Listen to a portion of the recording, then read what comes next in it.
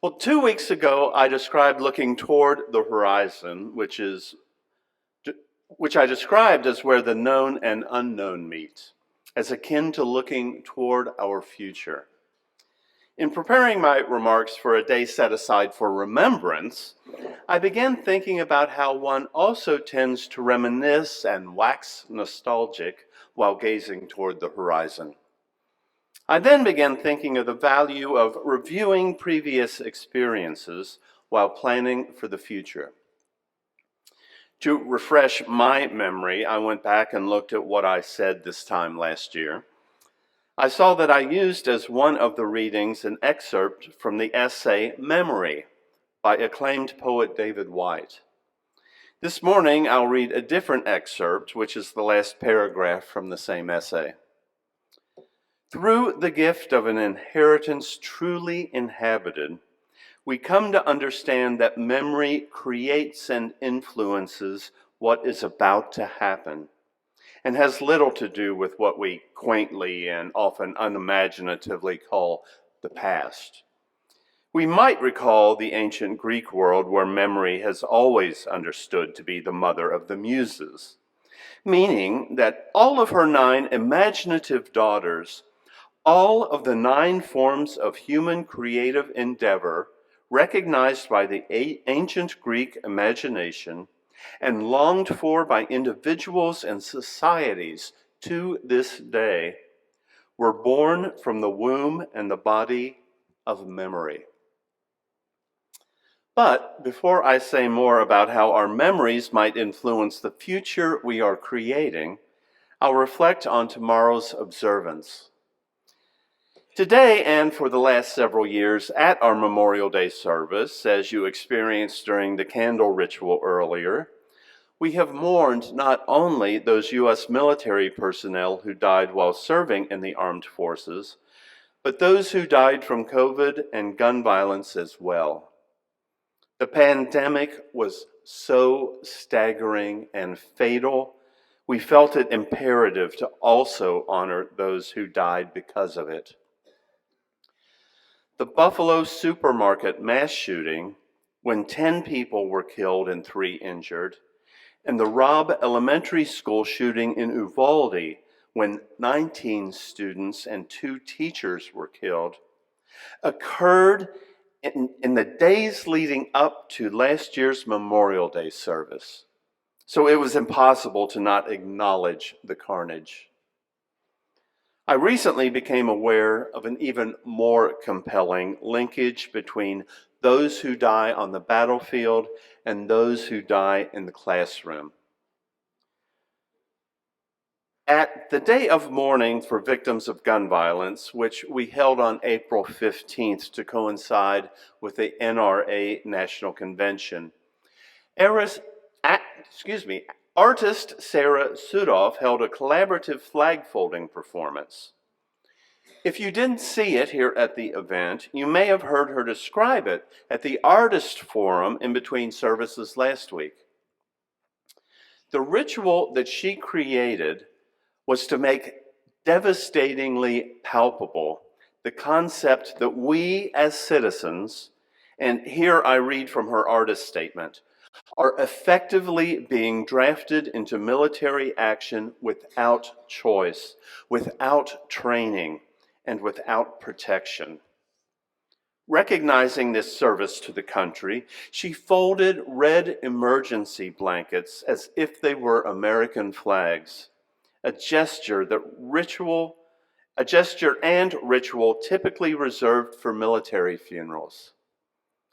Each folded flag was sealed with the label, "Warning, does not protect against gunfire." Poet Lynn Unger suggests we find a new date to mourn those who died in service to a nation's faith in violence, its dedication to the illusion of control, its religious fervor to punish whoever we tag as the source of our pain. Find a day to mourn the unwilling martyrs to the cause. Today we honor all those lost to violence. those whose lives were cut unnecessarily short. And today, I plan to move beyond that mourning and honoring those people to reflect on how perhaps our ability to remember and reflect may help us to create change which will cause fewer people to die unnecessarily, and perhaps even improve our world and our lives in other ways. And I'm afraid it's not simply a journey which begins at one end, at the depot marked reflection and contemplation, and eventually winds up at a destination called doing and action. It's far more helpful to think of it as a circle when we go from contemplation to action, then circle back to repeat the process. That is exactly what my theology professor drew on the whiteboard when I asked him to explain the term praxis. Praxis, P-R-A-X-I-S. There seemed to be more implied in the word as it was being used in class than what the dictionary definition would indicate, which is practice as distinguished from theory, application, or use, as of knowledge or skills. So my professor wrote on the board, practice do on one line, then right below that, theory, think. He then drew curved, double-headed arrows pointing toward each end of the lines, indicating a cycle. He then described the circular or spiraling interplay between contemplation and action, implied in the term praxis.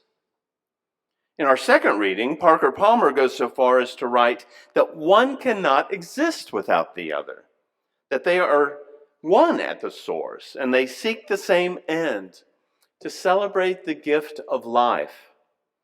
He claims when we fail to hold the paradox together, when we abandon the creative tension between the two, then both ends fly apart into madness. David White put it even more poetically in the excerpt I read earlier. Through the gift of an inheritance truly inhabited, we come to understand that memory creates and influences what is about to happen. The spiraling interplay between contemplation and action can be useful in not only decision-making in our institutions, but in our personal lives. 2 weeks ago, I lifted up the fact that the proposed eighth principle, which we will vote on next week at our annual meeting, describes dismantling racism and other oppressions not only in ourselves, but in our institutions. Now, if you want a great example of how to look back at an organization's history to inform upcoming decisions, check out Reverend Collins' sermon from last week. There are links in your newsletter to the video. As I sat there listening, I kept thinking how his remarks were foreshadowing and informing my sermon this week. In his understanding that memory creates and influences what is about to happen, Reverend Collins thoughtfully described our church's actions regarding desegregation in the 50s.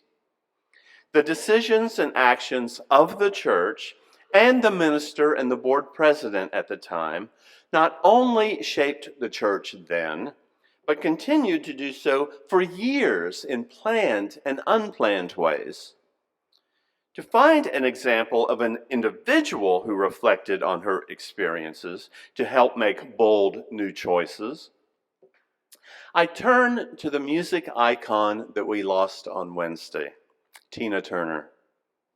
She was among the first celebrities to talk candidly about domestic abuse and became a heroine to battered women and a symbol of resilience. She credited her emerging Buddhist faith in the mid-1970s with giving her a sense of strength and self-worth which enabled her to leave her husband Ike in 1976. When she left, she carried with her only a mobile credit card and 36 cents. As I talk to people who have found Unitarian Universalism, it's not unusual to hear someone say that the religion they were previously practicing just wasn't working for them. They reflected on that and decided to act to find something that did. Tina Turner was introduced to chanting and began to notice positive changes in her life. She embraced chanting and began a daily practice of Buddhism. She sometimes referred to herself as a Buddhist Baptist. She is quoted as saying, "I never close a door on any other religion. Most of the time, some part of it makes sense to me. I don't believe everyone has to chant because I chant. I believe all religion is about touching something inside of yourself." Now, this illustrates why Unitarian Universalists are covenantal and not creedal. We don't prescribe what to believe or presume to know what it is that will touch something inside of you. Only you have those experiences and those memories, and we trust you to decide for yourself with both your intelligence and your heart. Now, I heard someone describe our brain as a room full of filing cabinets. As we get older, we have more experiences and more memories. So the drawers in the filing cabinets are more full, and it takes longer to find things. But find things we must if we want to live with wisdom and intention. And if we don't want to essentially wake up in a new world every morning. And I would suggest that making use of the drawers in the filing cabinets of others is called education. We won't, nor would we want to, make all the mistakes ourselves or find out everything for ourselves. We need to learn with the help from others. Of course, there are those who would rather we not reflect on the past and make informed decisions or instigate change. In fact, it seems that society keeps working hard to make sure we are appropriately busy, aka productive, and don't have time to stop and take a breath and reflect. There are those in some churches who tell us there are not options. Religion and spirituality, and by the way, salvation, are solely the way they describe them, and for those who dare choose otherwise, there are serious consequences. There are those who want to not only forbid their children from reading certain books, they don't want any children reading them. There are those who want only a narrow, whitewashed version of history available to kindergartners through graduate school, lest people discover how people of color were actually treated in this country. Sadly, there are those who want to limit the reflecting on history in order to retain power for some and hurt others, even if history is repeated. They may have heard the definition of insanity is doing the same thing over and over and expecting different results. But they know they're not insane because they do expect and even hope for the same results, which is for the same people to be in power and the same people to be oppressed. Now, conversely, I can think of someone who feared for his sanity because he seemingly did different things again and again and kept getting the same result. You may remember Phil Connors, played by Bill Murray in a 1993 movie.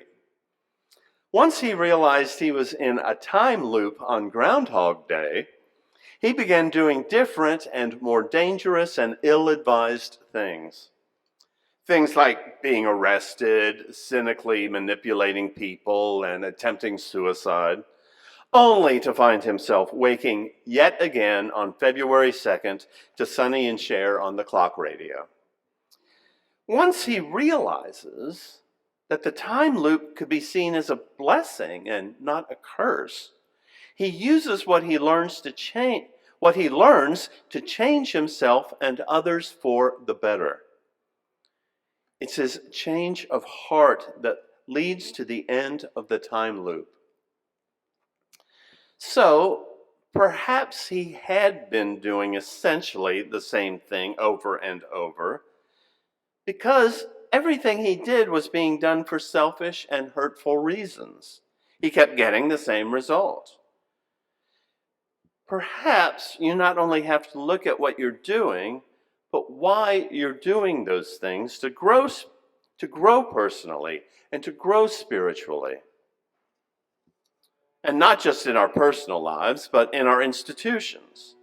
Which is why you encourage not only spiritual growth in ourselves and our congregations, but advocate for justice, equity, and compassion in the world.